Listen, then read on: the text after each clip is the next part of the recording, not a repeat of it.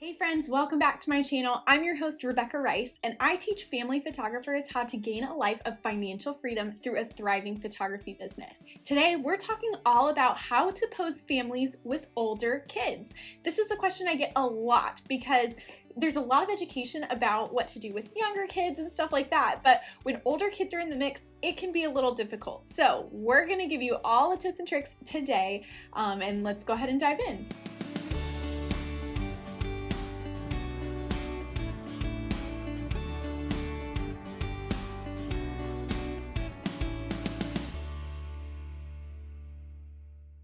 In case you haven't done so already, don't forget to hit that like button and subscribe so that you know when new videos go live every week, and to kind of help us out with the algorithm because, you know, we all love it, we all hate it. It would help us get in front of more photographers just like you. Now, before we get too far into things, I did want to let you know about a free posing class that I have just for you guys, and it's all about posing families. So if you are a family photographer, or maybe like you're a wedding photographer, but you're taking on more families, and you are not confident in posing, you don't have a system in place, you feel awkward whenever you're shooting, you stall, and you're trying to, think of ideas for posing, this class is for you. It's called The Keys to Effective Family Posing.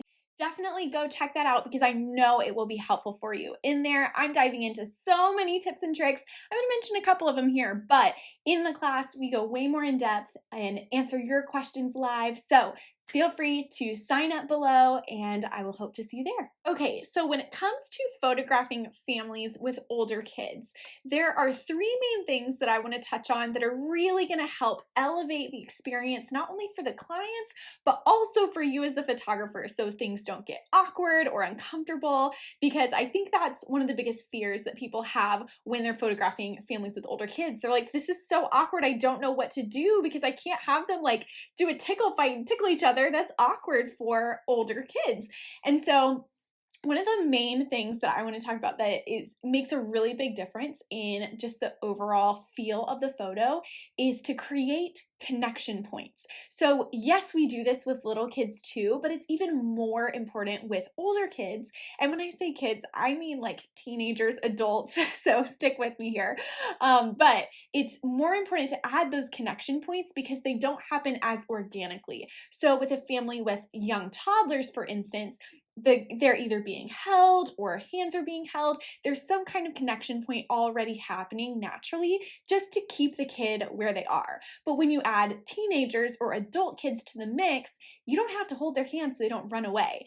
And so it's really important to create connection points because that's what helps us have this like really warm, complete feel of a photo. Because if you have everybody just standing there with hands by their side, it looks awkward. So when I say connection points, I'm talking about very intentional places that people are touching. So whether it's a hand on an arm or they're holding, shoulder, they're holding arms or something that is, you tell them, hey, do this with your hand or do this. Very specific. It's an instruction that you give that creates a nice, warm, loving feel. And so with families with adult kids, those connection points could look like, like I mentioned, putting a hand on the shoulder. So if we have, an older kid with their mom, putting their hand on their shoulder or holding on to somebody's arm, even standing really close that their shoulders are touching. So if it's awkward to kind of put in another connection point like that, get them touching, shoulders or something like that, because you want to minimize the amount of space between people, and adults naturally stand a little bit farther apart than little kids. Little kids know no boundaries. And so they are okay getting super, super close. Where adults, you have to tell them, okay, this is going to feel a little weird, but I need you to get even closer, because we don't normally stand close enough to touch somebody. But in photos, we want the photo to look nice and complete, so we want them to squish really, really close together. So that's the first thing, create connection points. The next tip that I want to give for photographing families with older kids is to get tons of variety in your gallery because you'll have time. So let's say you're doing a family with young kids. It's very much, determined by the little kids as to what kind of groupings that you can do, because, if the little kid's not having it or they want to run around and explore, like, you have to be a little bit flexible. But with older kids, they follow directions very well. They know how to stand and how to smile, right? They know how to follow posing prompts or things like that. So you have a lot more time to capture tons of groupings because you're taking less time in each grouping to capture those photos. So something I love to do with families with older kids is, of course, we get the base poses that we get in every single session, the whole family together, just mom and the kids, just dad and the kids together, and so on. I like to also add in what I call those like holiday or birthday photos where, if it were me and it's my mom's birthday, I want a photo of just me and my mom to be able to post on her birthday. And so that's the kind of stuff that I get. So let's say the family has 3 kids.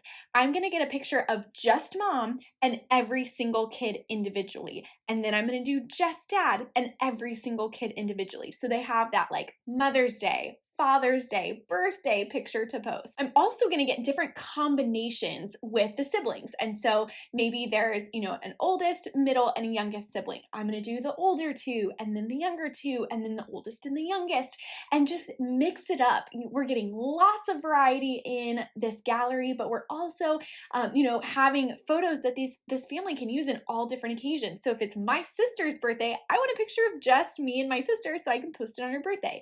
So those are the kind of things that you want to think through, where in a family with younger kids, you don't necessarily have time to do all those groupings because you're wrangling toddlers and trying to get them to look and to smile. But for families with older kids, you have so much time. And so you can do all of those groupings. You can do them in several locations. There's just so much variety that we can get in those families. The third tip that I think makes a huge difference in photographing families with older kids is to build trust. So especially with teenagers, it's not so hard with adults. At that point, they have really, learned how to communicate with strangers, stuff like that. With teenagers, they just see right through you, man. If you're uncomfortable, they will see that you're uncomfortable. And, if you don't care about them, they'll see that you don't care about them. I was a youth pastor full time for 9 years. So I am all in the teenager world. I did that for a really long time.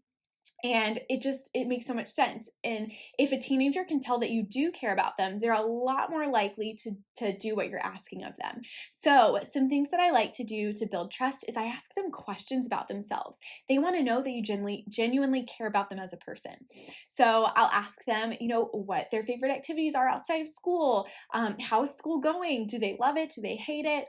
What kind of things interest them? And go from there. Find common ground with those teenagers, even if you have to kind of stretch for it. If they're like, they say, oh, I love math. Math is my favorite subject. I want to be an engineer when I grow up, right? Or when I graduate high school. You may hate math, but find some kind of common ground of like, oh, an engineer, that sounds so cool. My dad's an engineer, right? Has nothing to do with you, but you know somebody and you're creating this common ground so that they feel heard.